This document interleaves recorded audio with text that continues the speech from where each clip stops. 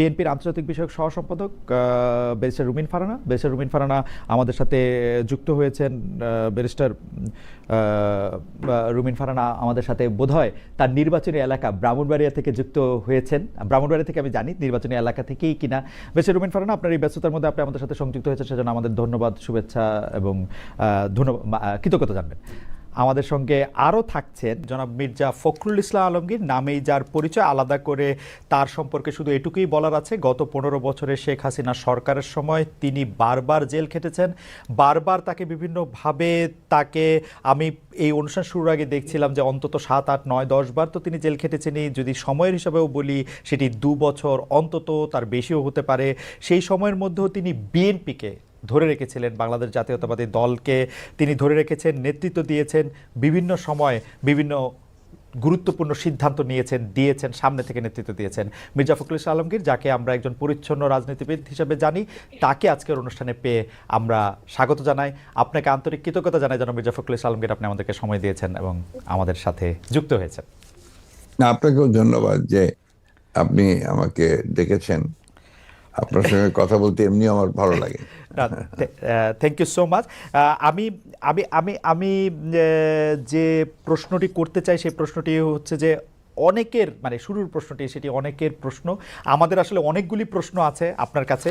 আমি আপনার কাছে একটু প্রথমে আসতে চাই। সেই প্রশ্নটা হচ্ছে যে তারেক রহমান সাহেব ফিরলেন, 17 বছর পর ফিরেছেন, তাকে নিয়ে অনেক কৌতূহল ছিল, অনেক শঙ্কা ছিল কারো কারো, এবং অনেকেরই বোধহয় অনেক আশাও ছিল। কিন্তু আমরা আপনাদের কাছে জানতে চাই যে মিডিয়া ব্যাপারটাকে যেভাবে প্রচার করলো, প্রকাশ করলো, সেটাতে আপনার আপনার কেমন লাগলো? আমি মানে আপনার কি মনে হলো যে তার ফিরে আসাটার রাজনৈতিক সিগনিফিকেন্স আমরা জানতেই চাইবো, কিন্তু মিডিয়াতে আমরা যা দেখলাম সেটা আসলে কিরকম দেখলাম? এখানে এই মুহূর্তে এখনই আমাদের এই প্রশ্নগুলো নিয়ে আমরা আপনার কাজ করছি না, কারণ আমরা এখন আমাদের সামনে যে সবচেয়ে বড় চ্যালেঞ্জ সেটা হচ্ছে যে আপনার এই ইন্টারিম গভর্নমেন্টের কাজগুলো তারা যেন শেষ করতে পারে, অর্থাৎ যে সমস্ত সংস্কারের বিষয়গুলো আছে সেই সংস্কার যে কয়েকটা আপনার খুবই নির্বাচন কেন্দ্রিক এবং প্রয়োজনীয়, সেই সংস্কারগুলো করে নির্বাচনের কথা আমরা বলছি, এবং আমরা মনে করি যে এটা আপনার যথা সময়ে সেটা অনুষ্ঠিত হবে। অন্যদিকে যেমন তারেক রহমান সাহেব আমাদের দলের ভারপ্রাপ্ত চেয়ারম্যান এখন আছেন, এবং তিনিও নির্বাচন করতে চাইলে তিনিও নির্বাচন করতে চান, সেটা উনি করতে পারবেন যে কটা সিটি তিনি করতে চান। তো এই নিয়ে কোনো সমস্যা নেই। সুতরাং খালেদা জিয়া নির্বাচন করলেন, প্রধানমন্ত্রী হলেন, বা তারেক রহমান সাহেব নির্বাচন করে প্রধানমন্ত্রী হলেন, এটা নিয়ে কোনো সমস্যা নেই। এই ব্যাপারে পার্টিতে আমাদের কোনো সমস্যা আছে বলে আমি মনে করি না। কিন্তু বারবারই আমরা দেখতে পাই যে যাদের নিয়ে আপনার কথা বলছেন তাদের বিপক্ষে, তাদের প্রতিপক্ষই আপনাকে বারবার হতে হয়। এর কারণ আসলে কি? আমি মোটা দাগে যদি কয়েকটা উদাহরণ দিই তাহলে আপনি দেখবেন, আপনি শুরু থেকে ডক্টর ইউনূস সরকারের সমালোচক, 24 আগস্ট থেকে বিএনপি ও জামাতের কর্মকাণ্ড আপনি ভালো চোখে দেখছেন না, ইদানিং হেফাজতের প্রতিও আপনি নাখোশ, কথিত তৌহিদি জনতার সক্রিয়তার বড় সমালোচকও আপনি। আপনি কি মনে করেন যে এটা কেন হচ্ছে? এর জন্য আপনার দায়টা আপনি দেখেন কিনা? তো যে অভিযোগ এনেছে তাকে প্রমাণ করতে হবে যে কি প্রতারণাটা তারা করেছে। তো আমাদের সাধারণ মানুষ এবং আমরা যারা নির্বাচন করব, আপনি খুব সঠিকভাবে বলেছেন, আমি কিন্তু এখনো আমার এলাকায়, আমি সপ্তাহে 5 দিনে আমার এলাকাতেই থাকি। তো আমরা এই যে জীবন দিয়ে কাজ করছি, এত কষ্ট করছি, এরপরে যদি আমরা গিয়ে দেখি যে আগে ভাগেই কোনো না কোনো ডিলিং কোনো না কোনো রাজনৈতিক দলের সাথে উপদেষ্টাদের কিংবা উপদেষ্টা পরিষদের হয়ে আছে, কিংবা নির্বাচনে একরকম ধোঁয়াশা দেখছি, কারণ আমি অনেক বেশি সরব, অনেক বেশি সমালোচনা করি এই সরকারের, সুতরাং আমার নির্বাচনের সময় আমি জানি না আমি কিরকম ট্রিটমেন্ট পাবো। আমি কিন্তু সত্যি ভীত খালেদ ভাই, কারণ এই সরকারের এত সমালোচনা আমি গত 14 মাসে করেছি যে এই সরকার আমার আসনে, আমার নির্বাচনে সঠিকভাবে নিরপেক্ষভাবে প্রশাসন, কিন্তু আমার কাছে মনে হয় যে বেরিসা ফারহানা এটা খুব ভয়ের বিষয়। আমি ব্যক্তিগতভাবে যেরকম ভাবে দেখেছি যে আপনি তো বিএনপিরও অনেক সমালোচনা করেছেন, এখন বিএনপি আপনাকে নমিনেশন দেয় কিনা, বিএনপি আপনাকে কিভাবে ট্রিট করে, একটা আমিডামি প্রার্থী দাঁড় করায় কিনা, সেইটাও একটু আসলে দেখার বিষয়, যে সেইটা আসলে কোথায় গিয়ে দাঁড়ায় আর কি। আমার মনে হয় ভাই এক মিনিট, আমি যেহেতু 17 সাল থেকে কাজ করছি, আমি জানি যে আমি দাবি বা যেই প্রার্থী দাঁড় করাক মানুষ আমার সাথে আছে আলহামদুলিল্লাহ। আপনি আমার প্রোগ্রামগুলো দেখলে আপনি বুঝতে পারবেন মানুষের সারা ইজ ডিফারেন্ট, তো ওইটা আমার সাথে আছে। এনসিপিকে ভোটের মাঠে সঙ্গে চায় বিএনপি। আমরা দেখেছি যে বিএনপি এনসিপির কর্মকাণ্ডকে তুমুল সমালোচনা করেছে, আপনিও করেছেন। মানে আপনার সাথে তো কথা মাঠের বাইরে, মাঠের ভিতরে, স্ক্রিনের বাইরে নানা রকম হয়েছে। এইটা কি সত্যি আসলে? মানে জুলাই আন্দোলনের ছাত্রনেতাদের যে দল এনসিপি, তাকে বিএনপি আসলে সঙ্গে চায়?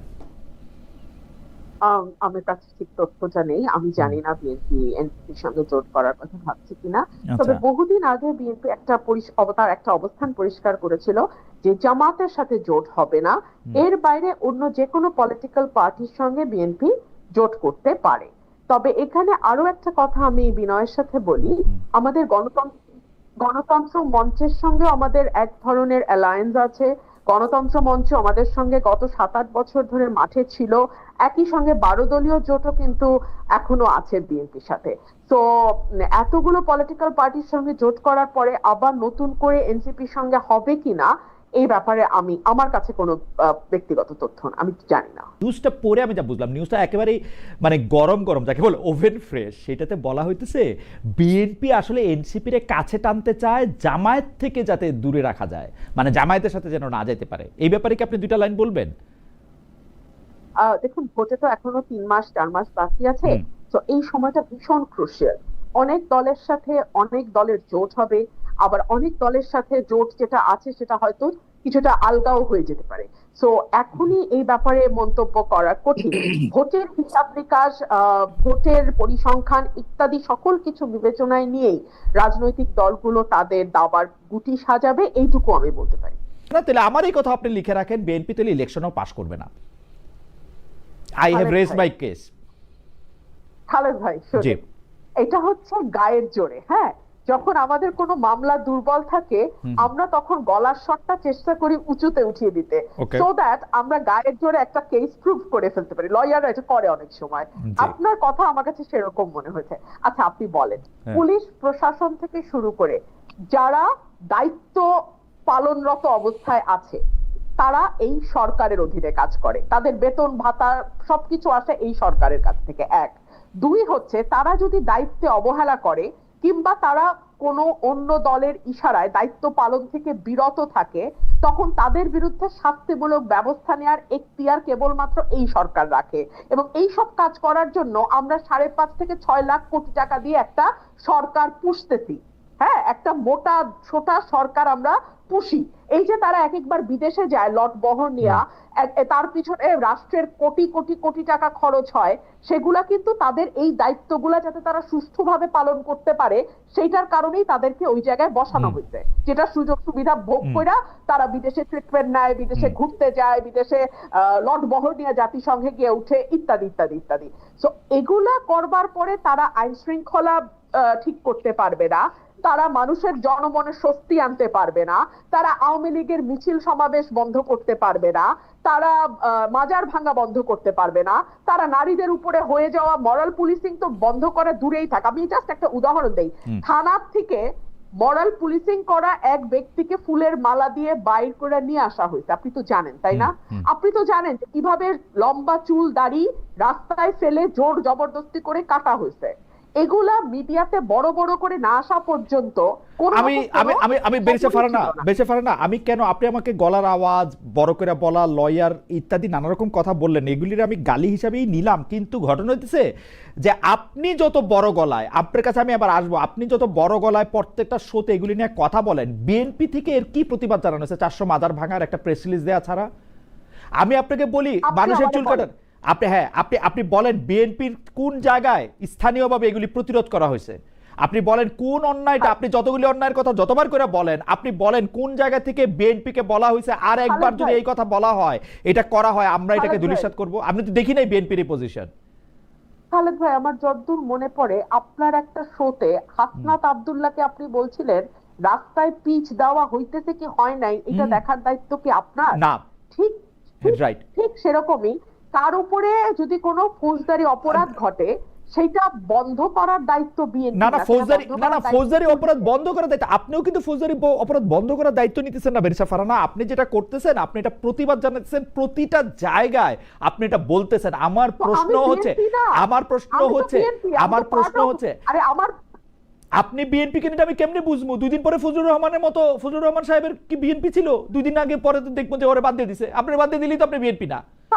আমি তো তারেক রহমান সাহেব আর খালেদা জিয়া ছাড়া কাউরই বিএনপি মনে করি না। ওই দুজন হলো বিএনপি, আপনার ইন্ডিভিজুয়াল।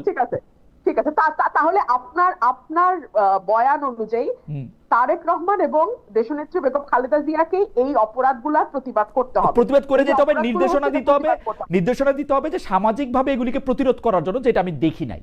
আমার কথা হচ্ছে এইটা, আমাদের তরফে বিভিন্ন লেয়ারে সেই প্রতিবাদ করা হচ্ছে।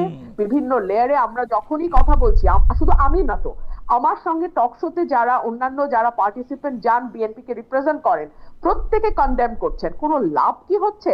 আমরা মূল পয়েন্টে আসি। বিএনপি প্রতিবাদ করছে কি করছে না, তার চেয়ে অনেক গুরুত্বপূর্ণ প্রশ্ন হচ্ছে সরকার তার দায়িত্ব ঠিকভাবে পালন করছে কিনা। আমরা সরকারকে তার দায়িত্ব ঠিকভাবে পালন করতে দেখছি না। এখন মাহফুজ আলম তিনি সরকারের অংশ, তিনি যদি এটাকে তার ভবিষ্যৎ প্রতিদ্বন্দ্বী দলের ঘাড়ে দিয়ে স্বস্তি পেতে চান, তিনি স্বস্তি পেতে পারেন, কিন্তু তাতে সরকারের ব্যর্থতা মানুষের চোখে কোনো অংশেই কমবে না। ওকে,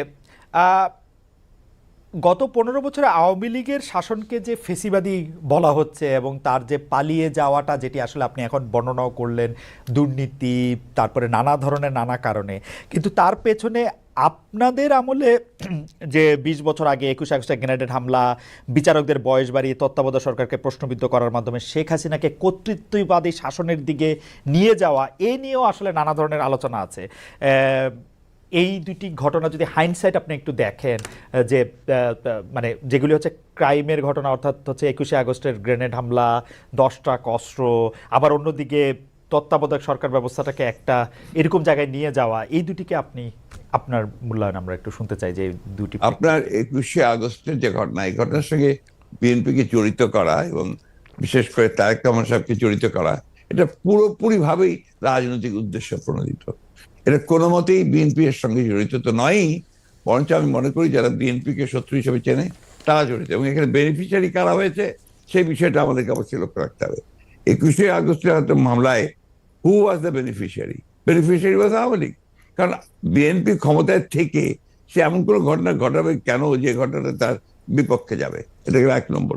আর আপনি যদি প্রসিডিংস গুলো দেখেন সমস্ত, আপনি তো একসময় বিচার বিভাগের মানুষ ছিলেন, দেখবেন যে তারেক সাহেবকে এখানে জড়িত করা হয়েছে 4টা আপনার আইও চেঞ্জ করার পরে।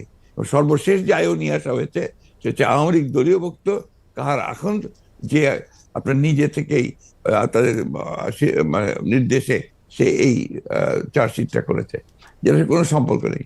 অন্যদিকে যে আপনার মূল আসামি ছিল, ভদ্রলোকের নাম আমি বলে যাচ্ছি, মৌলানা মুফতি মোহাম্মদ, তিনি তাকে দিয়ে 164 দিন তাকে টর্চার করে তাকে দিয়ে একটা আপনার স্টেটমেন্ট করিয়ে নিয়েছিল। পরে দেখা গেছে যে উনি নিজেই সেটাকে আবার ভোগ করেছেন, বলেছেন যে এটা আমাকে টর্চার করে নেওয়া হয়েছে। এবং দেখেন কিভাবে কি মারাত্মক ঘটনা, কোথায় চলে গিয়েছিল সবকিছু। এবং he was hang before the trial was complete. তো যে প্রধান আসামি তাকে আপনি আগেই অন্য একটা মামলাতে জুড়িয়ে দিলেন যাতে আসল সত্যটা বেরিয়ে নিয়ে আসে। তো এই কথাগুলো কিন্তু কেউ আপনার ইনভেস্টিগেটিভ জার্নালিজম করে না, যার ফলে এই বিষয়গুলো আসে। আপনারা পলিটিক্যাল জিনিসটাকে নিয়ে চেষ্টা করেন, আমি বলি শেষ করি প্লিজ, ইনভেস্টিগেটিভ জার্নালিজমটা সিরিয়াসলি করেন এবং এটাকে ফাইন্ড আউট করেন যেটা আসলে ব্যাপারটা কি ছিল। সেটা করছেন না, করছেন যে বিএনপি কিন্তু সব করার জন্য করছেন। এটাকে আমি মনে করি এটা এক ধরনের রাজনৈতিক উদ্দেশ্য প্রণোদিত। ওকে ওকে, আমি ইনভেস্টিগেটিভ জার্নালিজমের প্রসঙ্গে মানে আমি আপনাকে মাঝখানে ইন্টারাপ্ট করতে চাইনি, আমি শুধু বলতে চাইছিলাম যে এইটা তো আসলে আমাদেরও সীমাবদ্ধতা থাকে ইনভেস্টিগেটিভ জার্নালিজম যে আমরা করতে পারি নাই, কিন্তু এই কথাও তো সত্য যে বিএনপির আমলে আমরা একটা 21 আগস্টে গ্রেনেড হামলার পরে আমরা একটা জজ মিয়াকে দেখেছিলাম, যে জজ মিয়া একটা বানানো হতে পারে, আমি ধরে নিচ্ছি সেটা আপনারা মনে করছে যে ভুল, আমিও ভুল ধরে নিচ্ছি, কিন্তু আপনারা তো পারতেন এখানে একটা ইনভেস্টিগেটিভ জার্নালিজম করে আসল সত্যটা উদ্ঘাটন করতে। সেটা তো করেনি। আমি আপনাকে আসল সত্যটা বলছি, সেটা আমি বললাম। আপনি এই জিনিসগুলো তো আপনারা কখনোই তুলে ধরবেন না যে 4 বার তার আয়ু চেঞ্জ করা হয়েছে, কখনোই তুলে ধরবেন না যে কার আকাঙ্ক্ষা দেওয়া হয়েছে যে আওয়ামী লীগের নমিনেশন চেয়েছিল, অবশ্যই তুলে ধরা, কখনোই তুলে ধরবেন না যে মুফতি মাহমুদকে বিচার শেষ হওয়ার আগে থেকে আপনার ফাঁসি দেওয়া হয়েছে। তো দিজ আর দ্য এভিডেন্সেস, যেখানে আপনি পরিষ্কার বুঝবেন যে একটা শুধুমাত্র সাজানো মামলা, তাকে এখানে জড়িত করার জন্য এই কথাগুলো এসেছে। তত্ত্বাবধায়ক সরকার ব্যবস্থা বাতিল করার জন্য বা তত্ত্বাবধায়ক সরকার ব্যবস্থাকে প্রশ্নবিদ্ধ করার জন্য বিচারকদের বয়স বাড়ানো এবং একজন বিচারপতিকেই আসলে তত্ত্বাবধায়ক সরকার ব্যবস্থার প্রধান করার লক্ষ্য নিয়ে সেইটা করার কারণে বিচার মানে এই পুরো বিধানটাই এটা দিস ইজ ইওর ন্যারেটিভ, এটা আমাদের ন্যারেটিভ নয়। আচ্ছা, আমরা মনে করি যে ওই সময় প্রয়োজন ছিল আপনার বয়স বাড়ানোর ব্যাপারটা, ওইটা বাড়ানো হয়েছিল। ইট মে নট ওয়ার্ক, সেটা অন্য কথা। একটা জিনিস আপনি আবার ভুলে যাবেন না যে 1/11 আগে চক্রান্তটা একটা হয়েছিল। সে চক্রান্ত হচ্ছে যে আপনাদের সেই 9/11 ঘটেছিল তার আগে, আর এখানে আপনার কিছু পশ্চিমা দেশ একসাথে হয়ে চুইজডে ক্লাব তৈরি করেছিল, একই সঙ্গে ভারতবর্ষ তার সঙ্গে যুক্ত হয়েছিল, এবং তাদের মূল টার্গেটটা ছিল যে জাতীয়তাবাদী শক্তিকে এখান থেকে নির্মূল করা। এবং যেহেতু তারেক রহমান সাহেব জাতীয়তাবাদী শক্তির উঠতি নেতা ছিলেন, হি ওয়াজ দ্য রাইজিং লিডার, সুতরাং তাকে আপনারা মেলাইন করার জন্য, তার ভাবমূর্তি নষ্ট করার জন্য একটা পরিকল্পিতভাবে এই চক্রান্তগুলো করা হয়েছে এবং এই ক্যাম্পেইনটা চালানো হয়েছে, হুইচ ইজ টোটালি পলিটিক্যাল। অন্তর্বর্তীকালীন সরকার আসলেই আমরা আমরা আমরা আমরা আমরা দেখি যে এইটার সাথে আসলে নানান আশকথা পাশকথা যুক্ত হয়।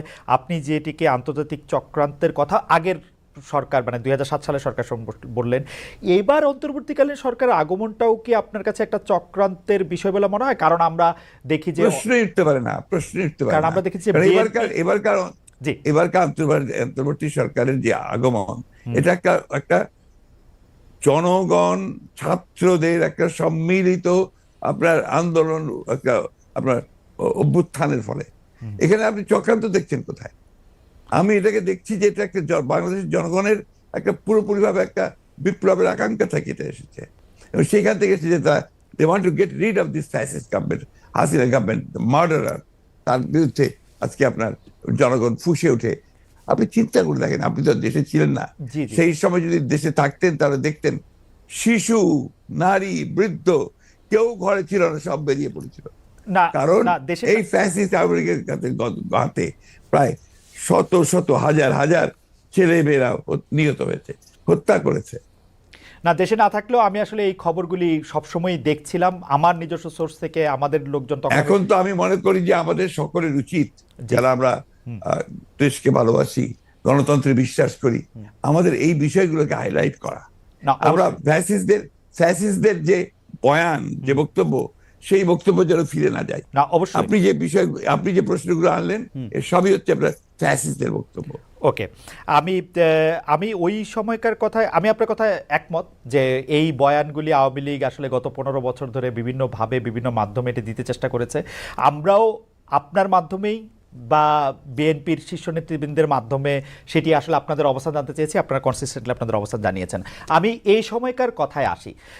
এইবারের যেটিকে আপনি জনগণ এবং ছাত্রদের আন্দোলন আপনি বলছেন, যে আপনার কাছে কি মনে হয় না যে এই আন্দোলনটি বিএনপির নেতৃত্বে হলে, বা বিএনপি যত বছর ধরে এই আন্দোলনটি করতেছিল সে বিএনপির নেতৃত্বে যদি আন্দোলনটি সফলতা পেত, তাহলে আসলে এই যে সরকার এবং সরকারের মধ্যে যে বিভিন্ন দুর্বলতার কথা আমরা শুনছি নানাভাবে, সেটি হতো না?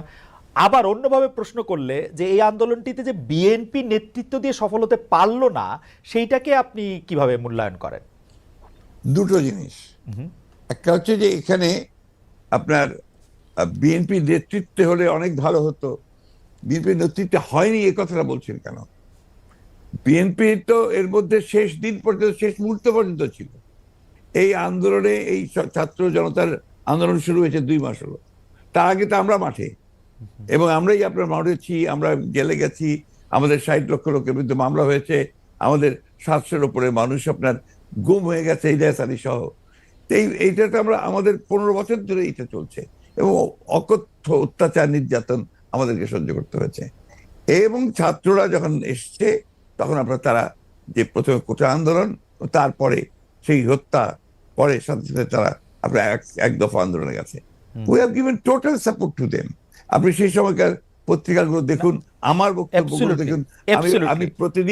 আমি প্রতিদিন সেই সময় আপনার প্রেস কনফারেন্স করেছি ওই কয়েকটা দিন, এবং ওই দিন সম্পূর্ণ আমি ছিলাম। আমরা এখানে বিভক্তি আনতে চাই না। আমরা এখানে মনে করি এটা বিভক্তি না। আমি আমার বক্তব্যটা শেষ করে ফেলি ভাইয়া। জি জি, প্লিজ প্লিজ। এটা হচ্ছে যে এই বিষয়টাকে আমরা এক করে দেখতে চাই। এখন যে কোনো ধরনের একটা মিসআন্ডারস্ট্যান্ডিং তৈরি হওয়া বা একটা ভুল বুঝবুঝি হওয়া, সমঝোতার অভাব হওয়া, এটা কিন্তু দেশের জন্য এই মুহূর্তে এতটুকু মঙ্গলজনক হবে না। না, এইটা আমি আপনার সাথে দ্বিমত পোষণ করছি না, কিন্তু আপনি বলছেন যে আপনি আসলে সাপোর্ট দিয়েছিলেন, আপনার সেই ব্যাপারে কোনো সন্দেহ নেই। আমরা প্রতিদিন আপনার বক্তব্য আমরা মিডিয়ায় দেখেছি, সরাসরি দেখেছি, বক্তব্য দেখেছি। আমার প্রশ্ন, আপনারা তো সাপোর্ট দিয়েছিলেন, কিন্তু লিডারশিপটা ছিল যে আসলে ছাত্রদের হাতেই, তাই তো? মানে এটা এই জায়গাটাতে আপনি যাচ্ছেন কেন? আমরা তো লিডারশিপ, এখানকার লিডারশিপটা আমরা ক্লেম করিনি। আমরা কি ক্লেম করেছি যে আমরা শেষ মুহূর্তে লিডারশিপটা আমরা দিয়েছি? একটা ক্লেম করিনি তো। ওটা যাচ্ছেন কেন? আমরা বলছি যে ছাত্ররা শেষ মুহূর্তে, যে আমি তো আমার বক্তব্য বলেছি যে গোল আমরা তৈরি করে দিয়েছি, কিকটা করেছে ছাত্ররা। ওকে, আমি সেটা বারবার বলেছি যে এটা মাঠের মধ্যে বল তৈরি করে দিয়ে গোলের সামনে নিয়ে এসেছি আমরা, তারা কিক করেছে, সেভাবে ফ্যাসিস্টদের কাছে। একটা পয়েন্ট।